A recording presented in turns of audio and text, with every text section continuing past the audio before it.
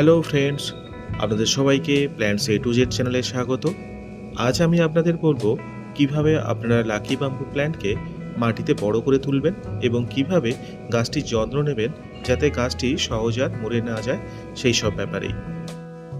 এই রকম গোছার আকারে তো লাকি বাম্বু প্ল্যান্ট অনেকেই দেখেছেন, আর এগুলো বাড়িতে রাখলে শুভ ফলও দেয় ফেংশুই মতে। কিন্তু এই সুন্দর গাছটি বাড়িতে অনেক যত্নে জলের মধ্যে শিকড় ডুবিয়ে রাখার পরেও দেখা যায় গাছের ডালগুলো একটা একটা করে হলুদ হয়ে পচে যাচ্ছে, আর নয়তো পাতা হলুদ কিংবা বাদামি হয়ে যাচ্ছে, আর তারপর গাছটি মরেও যায়। আর সত্যি বলতে যারা গাছপ্রেমী মানুষ তাদের খুব খারাপও লাগে যখন এমন একটি সুন্দর গাছ মরে যায় এত দাম দিয়ে কিনে আনার পরেও। তাই যাতে এইসব না হয় এবং গাছটি চির সবুজ থাকে, তার জন্য কি করবেন? তার জন্য আপনারা চাইলে গাছটির ডালগুলি কেটে নিয়ে অথবা কাটা ডাল মাটিতে পোতা অবস্থাতেও নার্সারিতে বিক্রি হয়, সেগুলি কিনে আনতে পারেন। আর সাথে মেনে চলবেন বেশ কিছু নিয়ম। তাহলে চলুন জেনে নেওয়া যাক। প্রথমেই বলি, জল জমে থাকবে না এই রকম মাটি এই গাছের জন্য সবচেয়ে ভালো। এমন না যে মাটি শুকনো রাখতে হবে। যদিও এই গাছ শুধু জলেও বেঁচে থাকে, তবে তাতে গাছটি কয়েক মাসেই ফাঙ্গাস দ্বারা আক্রান্ত হয়ে যায়। তাই টবের মাটিতে এই গাছ বসানোর জন্য আপনারা নেবেন 40% garden soil, 30% vermicompost, 15% sand, আর নেবেন 50% কোকোপিট, আর 1 চামচ সাপ ফাঙ্গিসাইড নিয়ে নেবেন এর সাথে। যে বালি বাড়ি তৈরিতে লাগে সেই বালিই নেবেন, তবে ভালো করে ধুয়ে নেবেন মাটিতে মেশানোর আগে। এই সবগুলোকে ভালোভাবে মিশিয়ে নেওয়ার পর পটের মধ্যে মাটির মিশ্রণটি নিয়ে নেবেন।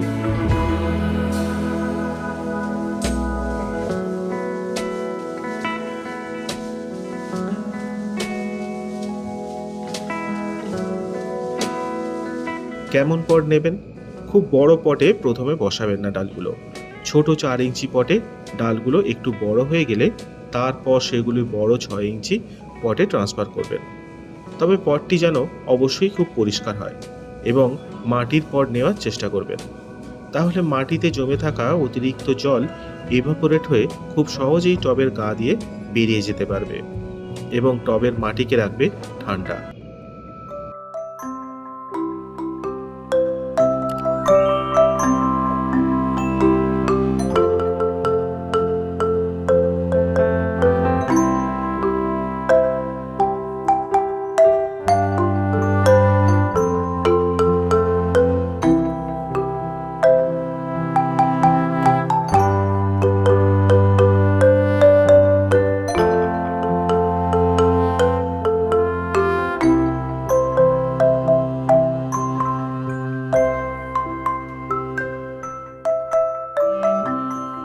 জল দেওয়ার ক্ষেত্রে একটু বুঝে জল দেবেন গাছটিতে, যেন গাছের গোড়ায় জল জমে না থাকে বেশিক্ষণ। তবে আমি যেভাবে মাটি প্রস্তুত করার কথা বললাম তাতে জল জমেও থাকবে না গাছের গোড়াতে বেশিক্ষণ। কিন্তু বেশি জল দিয়ে ফেলেছেন বুঝবেন কিভাবে? যখন দেখবেন গাছের পাতাগুলো হলুদ হয়ে যাচ্ছে এবং মাটিও ভিজে থাকছে অনেক দিন, তখন বুঝবেন জল বেশি দেওয়া হয়ে যাচ্ছে এবং মাটিটিও ঠিকঠাকভাবে বানানো হয়নি। আবার অনেক সময় দেখবেন বেশি জল দেওয়ার কারণে এইভাবে গাছের গোড়া থেকে কোনো ডাল হলুদ হয়ে পচে যাচ্ছে আস্তে আস্তে, পরে আস্তে আস্তে পুরো গাছটাই কিন্তু মরে যেতে পারে। তাই জল দেওয়ার ক্ষেত্রে আমি বলবো, ছোট 6 ইঞ্চির টবে 1 গ্লাস মতো জল দিন সপ্তাহে একবার, আর গ্রীষ্মকালে 2 গ্লাস জল দিন সপ্তাহে 2 বার। আর চেষ্টা করবেন ডিস্টিল ওয়াটার, বৃষ্টির জল অথবা বোতলে যে খাবার জল কিনতে পাওয়া যায় সেই জল দেবেন। আর যদি একান্তই ট্যাপ ওয়াটার দিতে হয় তাহলে সেই জলটা অন্তত 12 ঘন্টা ধরে রাখুন একটা খোলা পাত্রে।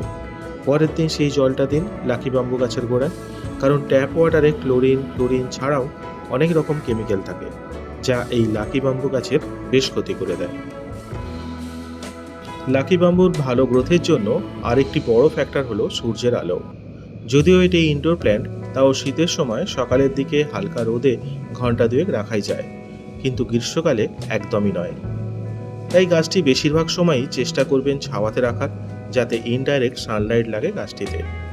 ডাইরেক্ট সানলাইট পেলে গাছের পাতাগুলো এই রকমভাবে পুড়ে যাবে আর শুকিয়ে যেতে থাকবে আস্তে আস্তে।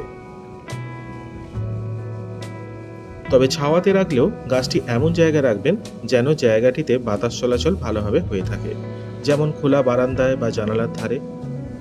গাছেরাও আসলে আমাদের মানুষের মতোই, জল, আলো, বাতাস সবগুলোরই এদেরও দরকার হয় সুস্থভাবে বেঁচে থাকতে। গাছগুলোর পাতা মাঝে মাঝে জলে স্প্রে করে ধুইয়ে দেবেন, এতে গাছগুলো আরও সুস্থ থাকবে। আর সবশেষে বলি কি খাবার দেবেন গাছগুলোতে। মাসে একবার করে খোল গুঁড়ো আর একটু এপসম সল্ট টবের মাটির চারপাশে ছড়িয়ে দেবেন, এইভাবে মাটিটি একটু খুশে নিয়ে। ইপসাম সল্ট গাছের পাতাগুলোকে সবুজ আর উজ্জ্বল রাখবে। আর হাড় গুঁড়ো ও শিংকুচিও দিতে পারেন 3 মাস অন্তর। আর গাছে যাতে কোনো রকম পোকামাকড়ের আক্রমণ না হয় তার জন্য 2 মাস অন্তর নিম অয়েল স্প্রে করবেন। যদিও আমি দেখেছি আমার গাছগুলোতে তেমন একটা পোকামাকড়ের উৎপাত হয় না, তাও আপনারা চাইলে প্রতি 3 মাস অন্তর নিম অয়েল স্প্রে করতে পারেন আপনাদের গাছগুলোতে। আর বর্ষাকালে সাপ ফাঙ্গিসাইডটা 2 সপ্তাহে একবার স্প্রে করবেন, এতে ফাঙ্গাস অ্যাটাক আর হবে না গাছগুলোতে। অন্তত এই বিষয়গুলি যদি আপনারা ঠিকঠাকভাবে মেনে চলেন তাহলে দেখবেন আপনার লাকি বাম্বু গাছ আর মরেও যাবে না, যেমন তেমন ভালো থাকবে বছরের পর বছর। তাহলে আজ ভিডিওটি এখানেই শেষ করছি। সকলে ভালো থাকবেন, সুস্থ থাকবেন। আর যদি ভিডিওটি ভালো লেগে থাকে তাহলে please like, comment, share and please subscribe my channel.